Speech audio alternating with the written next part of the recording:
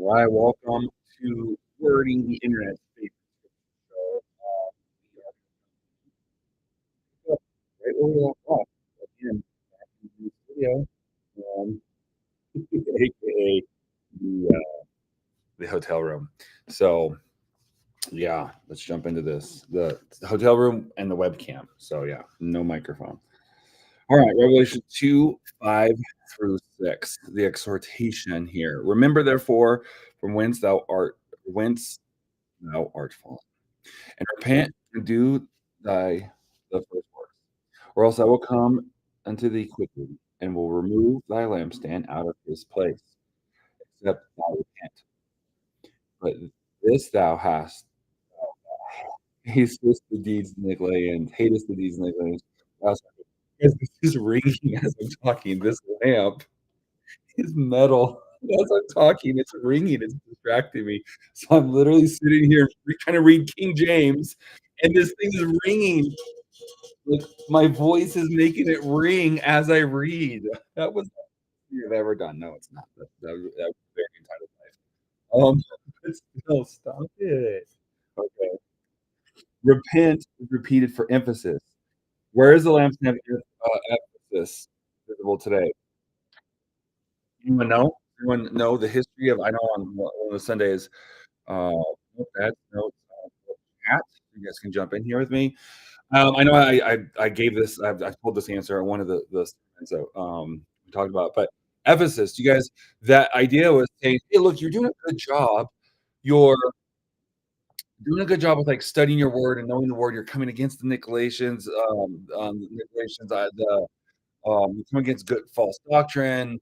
All these. I love that. I love that you're into my word." He's like, "But the problem is you're so into like doing all this stuff that you've forgotten your first love.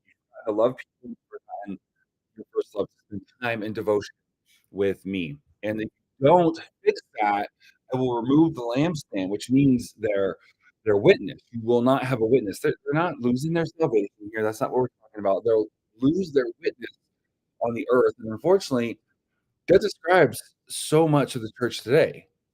That was that was when I remember I first found about, like, the Reformation like, commentaries and study Bibles and preachers, and I was like, "Oh, these guys can preach with, like, such, like, passion and fervor, and they have such a deep understanding of the word," and a lot of them, and that's why a lot of them would call themselves, like, the new Calvinists, is because traditionally it was like evangelism was not a thing.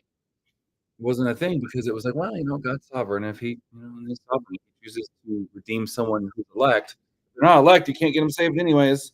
And if they're elect, they're not going to not get saved. So what's the point? Let's just stay at home and study our Bibles and keep arguing with each other about point of doctrine. It's definitely go argue with Pentecostals. Those guys are idiots. They don't know anything. And so, okay, I'm exaggerating there in terms of probably the rivalry, but not 100% because a lot of them would consider us. But this idea of like you can get so passionate that you lose really the whole point. Like the whole point is to get into the word. Why we're doing wordy and studying this is because the number one fear of Christians today about the number one hindrance sharing the gospel is I don't know enough about my word. This is obviously our commentary. No, but like we don't know our words enough, and that's the number one fear why people don't share their faith is because they're not going to have an answer to something. So that's the reason we do wordy is to really dive in, talk about it. Sometimes talk about details that seem like, did we even need to talk about that? What was the point of knowing? Just to make us more confident in our word, and to be able to go out there and share the faith, but then also to have a love, and that's what things like Rock Talk are for, is to keep us like our keep the relationship side. So wordy is kind of like the emphasis, the let's jump in, let's learn about the word. And then rock talk is more of the hey, don't forget like, relationship with the Lord. Look how good the Lord is. Let's have a morning devotional and talk about the Lord and the things He's done. And so the two of those really should go together. And that's essentially what this morning was. Here's the thing: they didn't change their ways, and they had their witness removed. God doesn't need. By the way, just Ephesus is the churches there anymore. The town itself was very popular because it was a port city, so port, harbor. Boats would come in, boom, there you go. Um, the Romans had come in at one point, and they basically started tearing out the trees, and then that caused erosion of the hills, which then caused the dirt to just erode down into the water, which then, turned the ocean port into a marsh, essentially. So now that area, they're actually now instead of being a port city, they're actually 6 miles from the ocean. You can't drive a ship right into sail a ship driving, but you can't sell a ship right into Ephesus like you could before. It's now 6 miles of just nasty, marshy, Lord of the Rings bog nonsense, and so, yeah, once the town went down, that church is no longer there, they're no longer the witness that they used to be. Again, they didn't lose their salvation, but they lost their witness, and we can have the same thing happen to us. Um, their witness is removed. God doesn't need a bunch of know-it-all scholars to lord their vast knowledge of the Bible over people.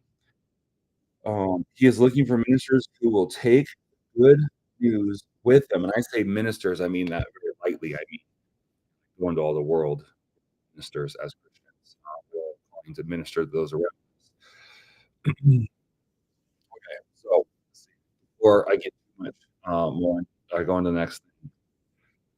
What else do I talk about? Say about that. But this is the thing is we have vast numbers of people who have no witness. They call themselves Christians.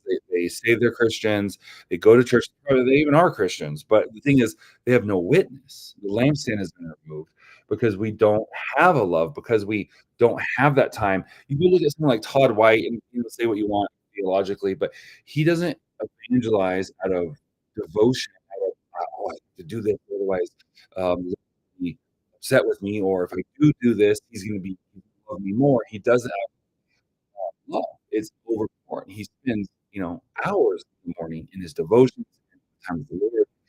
And out of that comes a love that he then wants to share, and a love for people that overcomes our nervousness of, well, what if they were offended? What if I tried to say something and they didn't take it well and offended them?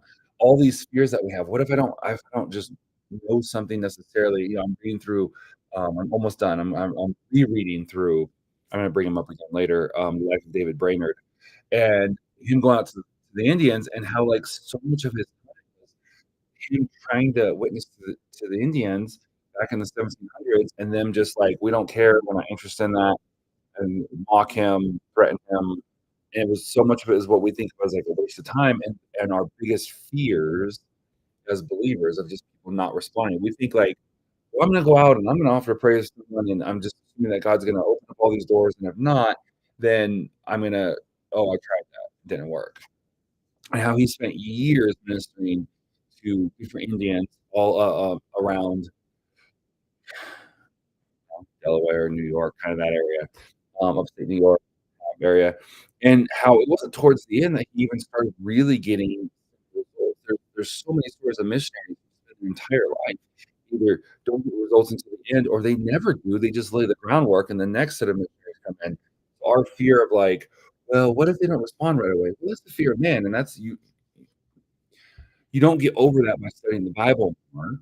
You get over that by having a love for God, which now if you're in the Word, you should have a love. It should grow you in your love for the Lord. And that's why, again, we have WORDy and we have Rock Talk. Hopefully, WORDy, the things, you know what to say, you understand your word, hopefully, love for the word. And then we spend time to the Lord. Talk about the Nicolaitans, he said, so I'll read a few things here. Some scholars suggest the Nicolaitans were a first century sect claiming apostolic authority for their opinions. Whether that's true or not, that is essentially what eventually the Catholic Church became. Is they claim apostolic authority. They claim to be the true ones who can speak for the Lord, and all their opinions get canonized, quote unquote, canonized, and, fact in their minds. There are others that believe that it was an untranslated word and comes from the Greek word "nikeo," which means to conquer, overcome or to rule, and the word laos, which means laity or people using their clerical stature or position to rule over the laity. And we definitely see this today in churches where the pastor has become elevated, or even in smaller churches. It doesn't have to be like talking about mega churches here. And we already talked about celebrity pastors a little bit, but we see this even in small, medium churches where like the pastor is like the man of God, and you don't ever question, and kind of gets sometimes it goes all the way into cult status. Sometimes it feels cultish, maybe it technically isn't, but it's definitely overbearing. And the problem is it's that 1% difference. Like a lot of things that they're quoting scriptures and a lot of things they're saying are true, like you don't come to the throne of God, blah blah blah, different things like that. Um, but they really take advantage of that. John 13:14 through 16 says, this is just basically Jesus' example of leadership. If I then, your Lord and Master, aka better than you, and you're under me, have washed your feet. Okay, don't take that the wrong way. I don't mean that with the attitude. I'm just saying, like, he's the Lord, he's the master. We're under Christ, we're servants. So therefore, if this is true about him, it should be true about us. You also ought to watch one another's feet. You can basically translate that into serve. Um, we don't culture of feet washing anymore. A lot of times you see this, like people literally wash each other's feet, and that's fine. You can have services here and there, but really a lot of times that comes out even forgiveness or humility. We don't literally have to wash each other's feet. That was a show of hospitality and service back then.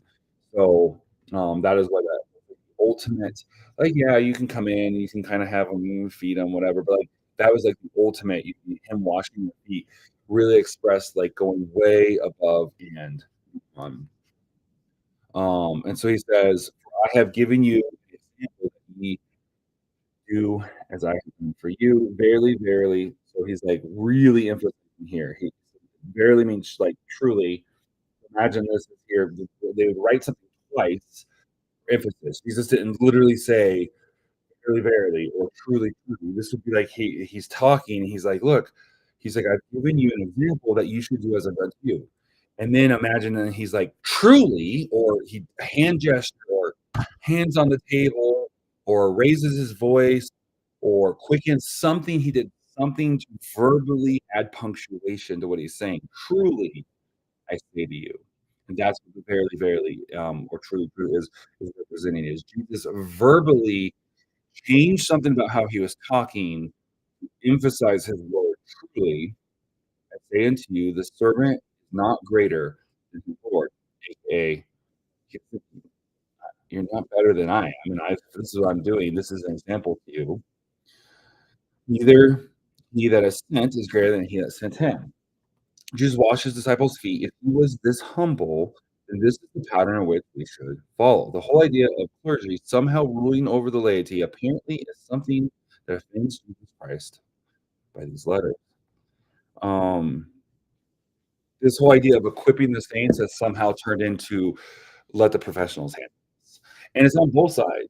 On the pastoral side of taking all that on their shoulders, whether it's martyr or rock star, and then the people just say, okay, yeah, here, take it. This is really our responsibility. We're going to stand and an account in eternity for this one day, living as a YOLO Christians. So live once. But because we have a terrible grasp on heaven, we want to get as much as we can. So yeah, sure, Pastor, if you want to take the load for us, wink, wink, nod, nod, like we're not, really reading our Bible. Winners, so then now you have pastors who's doing the work of the laity, and also trying to take all the honor and glory and authority. So really, the pastors are there to equip the saints, not to be paid by the saints. Now, obviously, workers work higher. We're not saying we're not being paid, obviously, as a pastor, full time pastor. But this idea is like it's not my job to go out and do the ministry for you. The job is to be over shepherd, and then to help you as the church, as the laity, then go out and fulfill the Great Commission. Now, I'm obviously separate of a minister. I'm still a person, which then just overly emphasizes the example. Because if you see the pastor also going out and doing things and winning people the Lord and stuff like that, it becomes like a double kind of a double encouragement there. This idea of a celebrity let's talk about that a little bit. Celebrity pastor, that was an oxymoron. Celebrity pastor. Compare this to we talked about David Brainerd, right? Died, I wanna say 38, I could be wrong. See, let's see. How old was David Brainerd when he died? Pretty sure it's 30. Oh, never mind. 29. Got that way off, which is I'm glad I checked because, I have another stat I wanna give. What was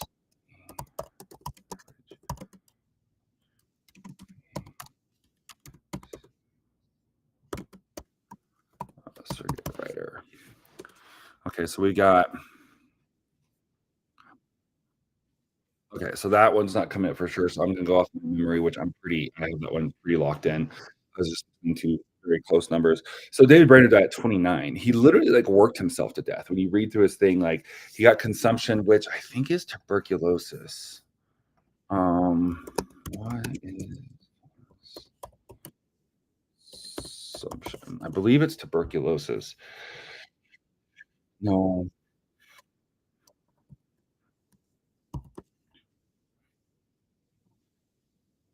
Yeah, tuberculosis. I was almost sure.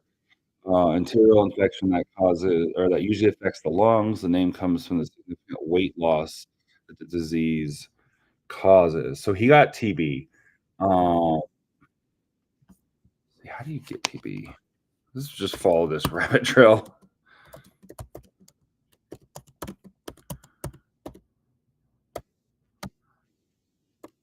Um, let's just let Google fix that for me. Um, here and some activity causes. Okay, how it's spread. Who's at risk? People who are so he got it from someone else, obviously. People who, who's at risk are in close contact with someone with active TB, especially family members, people who live or traveled in areas where TB is common, people weakened immune systems. So he was, I mean, he wasn't technically a circuit rider, but essentially what he did is he rode in a few years, like over miles, ministering to all the Indians in different areas, villages. The guy was always exhausted, working himself to the bone. He gets tuberculosis. He ends up dying of TB. Can't get enough rest. Can't. But he was kind of like one of those who was like Paul, though, where he was like, and you have the circuit riders. Again, we're comparing these guys to like celebrity pastors who like can't even carry their own Bible to the pulpit. They have someone else carries their Bible for them, type thing, right? Tristan, new job description for you. Carry my Bible. You can be my armor bearer. That's a bit of a ministry joke. If you're in ministry or you've been around ministry schools or anything, you understand the concept taking the armor bearer way out of context. And a lot of churches, the pastor would literally one person would carry his briefcase, which that's dating this, and one person would carry his Bible. In fact, we had a guy in New York who came and spoke. I won't say his name, but he became the pastor of a bigger church, like pretty like really big church. And this is talking, the whole like lording it over type thing. And he's there and he gets introduced to like his like not literally, but basically like bodyguards. He's like, wait, what's their purpose? He's like, well, they're like, okay, well, as soon as the service is over, they will make sure no one talks to you and they will usher you to your office or green room or whatever so you can relax after the service and not let anyone come up and talk to you. And he was like, come again? You're like, yeah, to keep people from coming up and interfering and bothering you, and we don't want them to bother the man of God. And he was like, "Yeah, no, I'm not gonna meet you guys. That is not how this is gonna work. I'm gonna finish my message. I'm gonna have someone else come up and close in prayer, and then I'm gonna walk out and I'm gonna stand at the doors and greet people," which is another very common custom of pastors. Anyone who wants to come up and talk to me or ask for prayer, any of those things can and should. And so, I guess sometimes of this separation, and story pastor, compare that to like a David Brainerd or you got like the circuit riders. I mean, the average age of the circuit riders was either 36 or 38. I think it's 38. Like 38 years old, they would wear themselves out. Now, I'm not saying we go out and we ignore and we never get rest and we never do these things, but we've compensated way too much the other way. We're constant, "Well, I mean, we really let's just skip church this week because, our family hasn't really had family time, and so let's just go out and let's just go to the park or let's go hiking today because we really need family time." It's like, "No, you need family time is because you had soccer practice, baseball practice, you had basketball practice, you had recital practice, you had gymnastics, you had PTA meeting, you had, overtime, you had all these different things," and then it's like, "Well, Sunday is really it's really supposed to be a day of rest anyways, and so let's just go out and hang out as a family and rest." And so we go the other way. When I was pastoring, when I came back from youth, so I left youth ministry after however many years, spent, I think, 4 years, like, just kinda being a freelance, marketer, copywriter, just different things online. And then I came back God called me back into ministry. I get back into ministry, and then I had all these other youth ministers and people who were like, "You're gonna have a moral failure. You're gonna burn out. You can't. You're working too hard." I'm like, "Working too hard? What are you talking about?" I was like, "All my friends from the business world, most of them still work harder than I do, and they're trying to sell T-shirts and scented candles. Like, I'm trying to make sure teenagers hear about the love of God, and I should be able to at least keep up with them, if not outwork them, because at the end of the day, you can only work so hard to sell another T-shirt or another stupid scented candle or beef jerky in the case of one of my mentors. That was a side project, not an actual business. That was for a blog article. Versus, like, I'm literally supposed to be here. I'm supposed to be the one standing in the gap for these students and their eternity, working too hard, and most of you, what are you talking about? Let's be honest, most of half of being a youth pastor, a full-time youth pastor, your job description is relaxing things anyways. "Well, I'm gonna jump on PlayStation and or the Xbox or whatever. I'm gonna play Fortnite with these students for a couple hours." I mean, yeah, you're kind of technically 'cause you're with students, so you're but it's also partially relaxing playing Fortnite, like, back in the day, me and my intern, it was, before Fortnite, we played so much Halo with students. It's like, we didn't count that as work. We counted that as, like, yes, ministry, but not work. Judah, you hear what I'm saying? If do you feel like okay, let's say you become a kids pastor, you wanna be a kids pastor, and you're a kids pastor, and let's say you're working 80 hours, and part of it is that at 3:30, a lot of your kids get home from school, and they jump on Fortnite. Let's just say Fortnite's still around when your kids because it seems to be everlasting because they keep updating, right? So Fortnite, right? Or whatever it ends up being, base night, right? And they jump on playing whatever popular game, and you go or and "Okay, I'm gonna stop for 2 hours." I work let's say you work till 5, right? That's more than 3 hours. It's when most of you pastors work. Most of you leave around 4. Let's say you work till 5 o'clock, right? If you jump online for 2 hours at 3:30, you go from 3:30 to 4:30 to 5:30, and so you're supposed to be off at 5. Do you look at that as, "Oh, I had to put in an extra half hour today," or do you look at it as, like, "These 2 hours, I wasn't really even working, I was just playing video games with my students." Yeah, because you wanna do that anyways. Fine, maybe there's a little bit more work in it, but no different than the dad who would wanna go out fishing on his own on a Saturday, but then takes his kids instead to be spend time with his kids. Like, yes, he's fulfilling part of his fatherly duty, but he's also still kinda relaxing and, yeah, it's not as relaxing 'cause he has a fishing rod, but then there's an extra element to, like, "Oh, I'm being refreshed because I'm doing something." So, I mean, working too hard, like, half of your job as a youth pastor is you get to hang out with students, like, "Oh, no, it was really hard today when the church bought my lunch so I could go hang out with a student, and they paid for the pizza that I took." Well, I just wanna check something really quick. Extra and so a lot of times I think we get a little too soft as Christians. We can be like, "Oh, I'm suffering for the Lord because I invited someone to church, and they told me that they don't go to church, and they're not into that," right? Like, I think we can get a little too soft. Missionaries, okay? Missionaries are not what they used to be.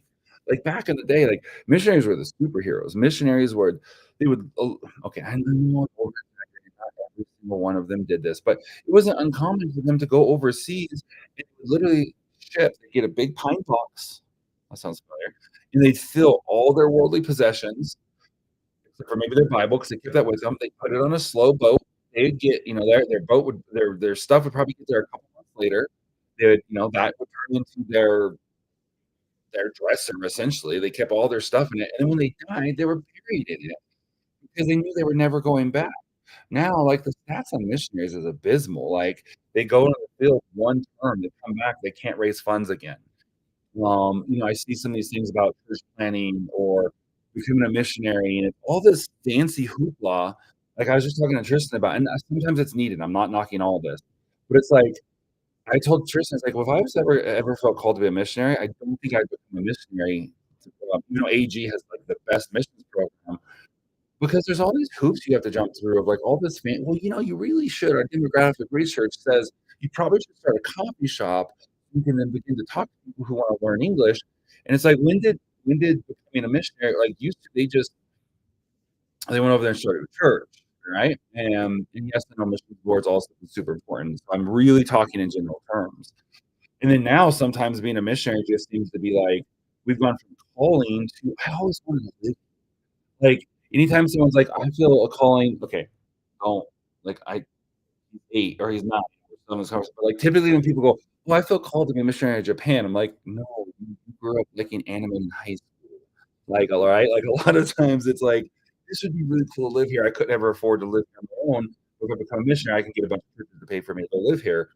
And so things have changed. Missionaries are not what they used to be made of. Not all of them. There's still lots of amazing missionaries. Okay, first love. How do these apply to the admonition apply to all the churches? I'm going to skip most of these. I just want to cover this one. First love is the abandonment of all for a love that has abandoned all. This idea that the love of Christ, he abandoned all, came down from heaven, gave up all that stuff for us. And then so our love, we should abandon all out of reciprocation. And a lot of times, that's really been watered down.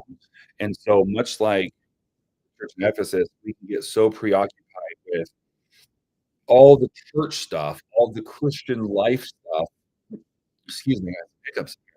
All the Christian life stuff that we forget to actually abandon all for the love that abandoned all. It's like Dave Ramsey says, live like no one else is willing to live. So that way you can live like no one else can live type thing. I know I messed up, but it's kind of like that idea is, he also, the way we live in a total abandonment to the Lord. Tristan's testimony about leaving, his dream house. Like, how many people would leave their dream house? You literally have your dream house. I was helping him cut down, he had, what, 14 acres of maple trees he captured. I was literally Judah was there with me, helping him. We went out one day. He did this every day after work. Cut down some area of trees to make a pasture, so then he can buy some Wagyu beef, and then he'd have everything. He's like, I got the maple trees, I make syrup, we got the pigs, the chickens, all the things, they all the stuff. All I need is cows and steaks. And he's literally in the process of making a pasture in his property to have his little Wagyu cows, and gave it all up to go to the desert. Not even the desert, but the high desert where it snows half the year. He hates the snow and he hates the cold. So this idea of, living in abandonment, forsaking all else for the love of Christ. So I'll leave you guys with that today. Like I said, we're still doing these slightly shorter episodes until we get into February.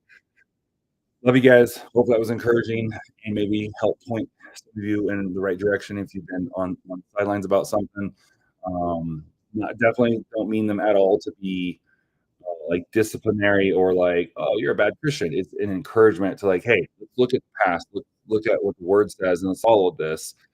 How can we do a better job following what the word says? So, Lord, help us with that. Help us to run after you with all abandonment. We pray. In Jesus' name. Amen. All right. I'll see you guys.